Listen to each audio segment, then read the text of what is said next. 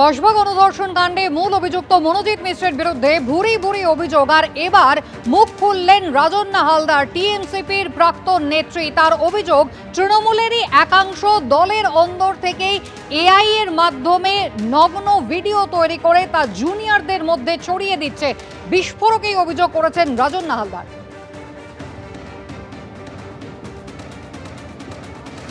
আমার এআই করা একটা সেমি নুড বলতে পারো, নুড বলতে পারো, সেই ছবি বিভিন্ন দাদারা তাদের জুনিয়রদের মোবাইলে পাচার করেছে। তৃণমূলের, কিন্তু এই দাদাদের কোনো দল হতে পারে আমি এটা বিশ্বাস করি না, তবুও বলছি তৃণমূলের। এই যে নুড ছবি বলছেন এআই দিয়ে তৈরি আপনার, সেই ছবি কি মনোজিৎ মিশ্র পর্যন্ত গেছে? যে তার নিজের প্রেমিকার অন্তরঙ্গ মুহূর্তের ভিডিও আরো 5টা মানুষকে নিজে পাঠাতে পারে, তো তার কাছে এইরকম ছবি গেলে সে পৈশাচিক উল্লাস পাবে না, পৈশাচিক আনন্দ পাবে না, এটা তো অস্বীকার করার জায়গায় নেই। থাকতেও পারে, সেটা তো পুলিশ বিচার করবে। দুদিন আগে দলকে জানানো হয়েছে বিষয়টা এবং দল সম্পূর্ণ বিষয়টা জেনেছে যে এরকম একটা ছবি, সেই ছবি বিভিন্ন জায়গায় বিভিন্ন জুনিয়রদের মধ্যে ছড়িয়ে দিচ্ছে এবং ছড়িয়ে দিয়ে বলছে দেখ কেমন লাগে, দেখ দেখ তোদের নেত্রী, তোদের উঠতি নেত্রী। প্রশাসনের দ্বারস্থ হননি? প্রশাসনকে জানাইনি, কারণ প্রশাসনকে যদি আমি জানাই, দেখুন আমি দল বিরোধী নই, আমি দলকে ভালোবেসে দলটা করেছি। আমি যদি প্রশাসনকে জানাই তাহলে যাদের নাম আসবে তারাও কিন্তু তৃণমূল কংগ্রেস, তাই আমি দলকে আগে জানিয়েছি। দল যদি আমাকে বলে প্রশাসনকে জানাতে, আমি প্রশাসনকে জানাবো। মনোজিৎ মিশ্রের মতো দাদাদের যে এখানে এইভাবে দাপট চলছিল, দল কি তা জানে না? এই প্রশ্ন তুলেছেন রাজন্না হালদার। 2019 সাল থেকে সক্রিয়ভাবে তৃণমূল করছি, যারা করছে অনেক দিন আগে থেকে, তারা জানতো না। আমি যদি এই ঘটনাগুলো টুকরো টুকরো টুকরো টুকরো শুনে জানতে পারি, তারা জানতো না এটা হতে পারে। আমার একটা প্রশ্ন, তাহলে পদক্ষেপ হলো না কেন? এটাই তো খুব দুর্ভাগ্যের বিষয় যে পদক্ষেপ হয়নি তখন। আমি চাইছি তখন নাও যদি হয়ে থাকে এখন হোক। এখন মনোজিৎ মিশ্রের মতো দাদা কালচারটা বন্ধ হোক।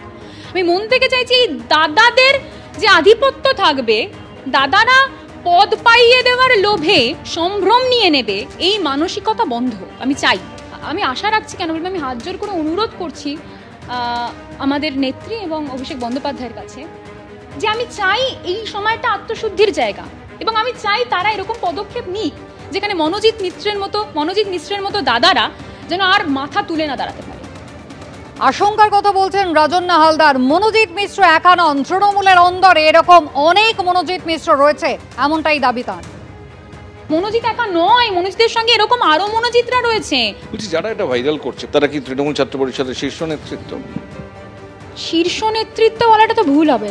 তারা তৃণমূল ছাত্র পরিষদের কোনো না কোনো জায়গার দায়িত্বের নেতৃত্ব, কলেজের নেতা, এলাকা নয় কলেজের নেতা।